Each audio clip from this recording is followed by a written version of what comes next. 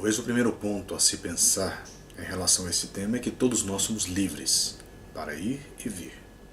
Mas ao mesmo tempo, quando buscamos uma liberdade, uma responsabilidade de dizer eu sou livre, posso fazer o que eu quiser, eu também tenho que lembrar que isso vai me remeter a um ponto em consequência daquilo que eu estou decidindo ou sobre aquilo que eu estou decidindo. Você vê, por exemplo, que hoje todos nós buscamos o individualismo, a liberdade, mas ao mesmo tempo dependemos da aprovação dos demais. Ao mesmo tempo dependemos que algo ou alguém esteja de acordo com o que nós estamos falando.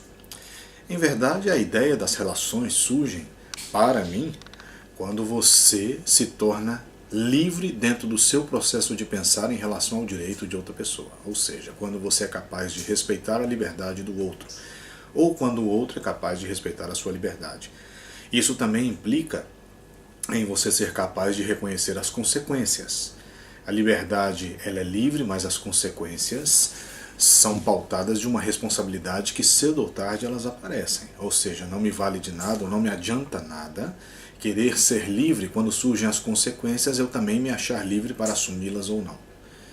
Todo ato tem uma consequência, toda pergunta tem uma resposta, e toda linha de arguição e de pensamento vai levar, sem dúvida alguma, a uma reflexão. O mundo de hoje ele é isso, né? A modernidade, já não existem mais os convênios como existiam antigamente, as pessoas acham que não precisam estar ligadas ou atadas a nada nem ninguém, mas ao mesmo tempo, quando estão sozinhas com seus pensamentos, e nós todos ficamos a sós com os nossos pensamentos, surge-nos então a pergunta, por que eu estou sozinho?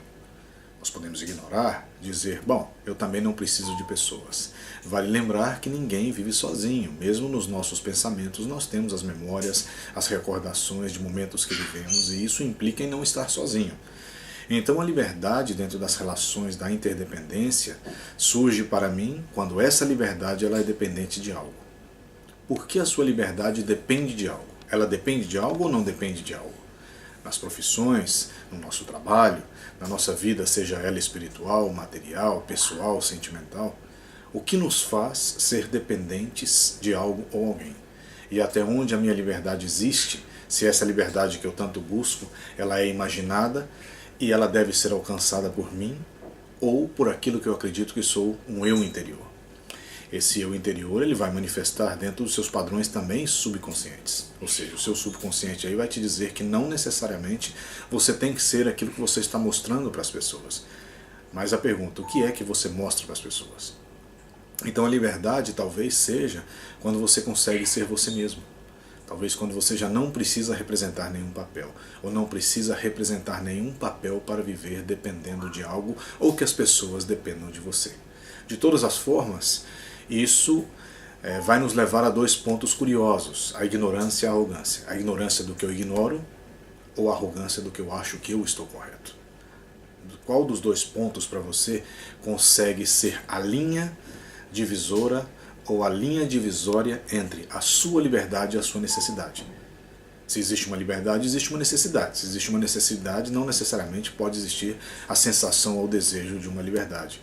Mas quando nós triunfamos ou conseguimos resolver algum problema ou resolver alguma situação, também nos surge a sensação de liberdade.